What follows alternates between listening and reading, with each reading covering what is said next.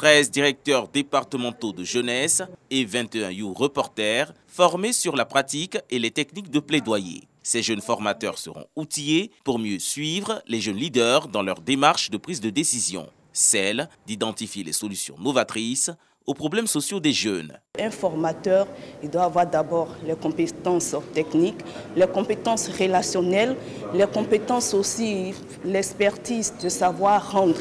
Le ministère de tutelle et ses partenaires, à travers cette initiative, placent la jeunesse au cœur du développement et s'engagent à améliorer leurs appuis. L'État de la Côte d'Ivoire est en train de fournir beaucoup d'efforts pour assurer que ces droits sont respectés.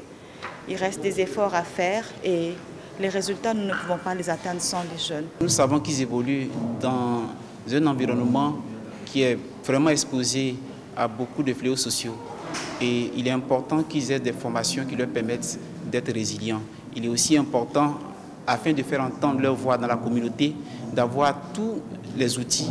Ce projet de formation des formateurs en plaidoyer est à sa phase pilote et ciblera 500 autres jeunes des villes de l'intérieur du pays.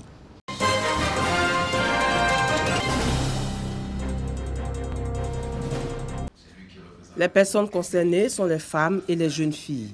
Le but est de développer des stratégies pour l'intégration d'une planification familiale de qualité dans les programmes de santé maternelle et infantile. 6 communes ont été sélectionnées. Elles ont reçu des lots de plusieurs produits contraceptifs d'une valeur de 226 millions de francs CFA. Nous essayons de mettre en activité tous les activités qui ont été programmées, notamment la diffusion de produits contraceptifs aux femmes en âge de procréer, mais également la formation des élus locaux, du rôle des vendeuses, à leur inculquer la bonne démarche dans le cadre de la contraception qu'elles auront pour vraiment prévenir leur santé.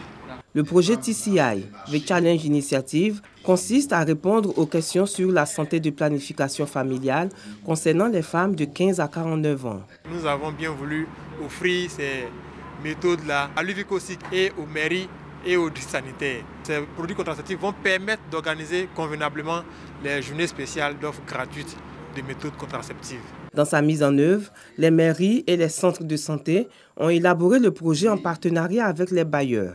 La fêtière UVICOSI que dirige le ministre Dao Paulin, maire d'Atekoubé, a cette volonté d'amener les communes de Côte d'Ivoire à tous les rendez-vous qui participent à apporter un plus au bien-être de la population. Nous avons bien voulu ouvrir les bras au projet TCI dans le cadre de l'espacement de naissance, de la contraception au niveau des communes de grande concentration de population. The Challenge Initiative est une plateforme d'accélération de la planification familiale en milieu urbain pour appuyer les politiques nationales de lutte contre la mortalité maternelle et infantile.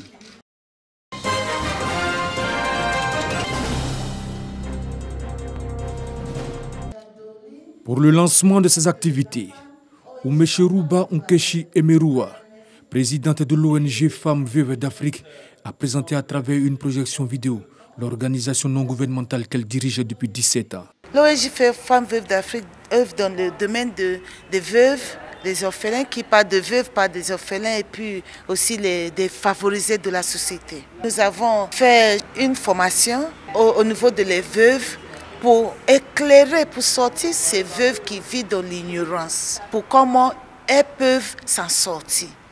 Boni Degrou, experte en droits de l'homme et juriste, a animé une communication portant sur les droits de la femme et leurs implications. Être veuve, ce n'est pas la fin du monde. On a perdu un être cher, c'est très important. Mais justement, parce qu'on a perdu un être cher, on doit être personne qui est debout.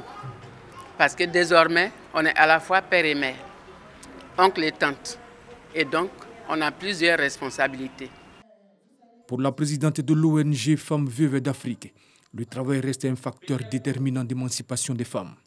Elle en appelle donc à une intervention accrue de l'État de manière à améliorer les conditions de vie des femmes veuves.